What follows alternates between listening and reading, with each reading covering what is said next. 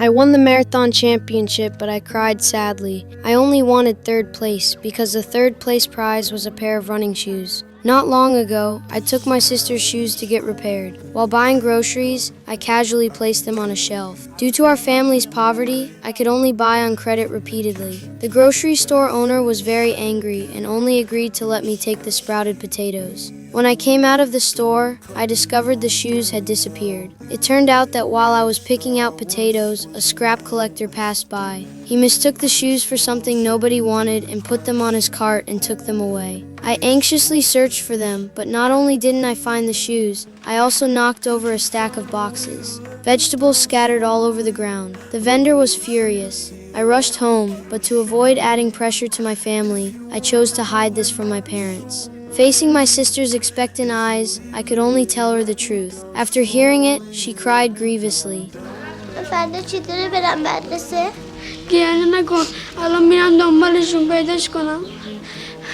I went back to the vegetable stand to search, but still couldn't find the shoes. With no other choice, I decided to let my sister wear my shoes to school. Since our school hours were staggered, as long as she ran quickly to our meeting spot after class to swap with me, I could make it to school. The next day, my sister put on my shoes, but because they didn't fit, she felt extremely embarrassed. Fortunately, the day passed quickly. After school, she ran toward me at full speed, but the oversized shoes slowed her down. When she arrived, we quickly swapped shoes, but I was still late, and the principal caught me. Luckily, it was my first time, so he didn't look into it further. After getting home, we washed the shoes together and hung them in the yard, but it suddenly rained heavily at night. My sister had to wear wet shoes to school the next day, and it was midterm exam day, which meant school ended half an hour later. My sister could only finish the test as quickly as possible, regardless of whether the answers were correct. She handed the paper to the teacher and hurried to the street, but unexpectedly, one shoe fell into a ditch. My sister tried to fish out the shoe, but the current kept washing it away faster.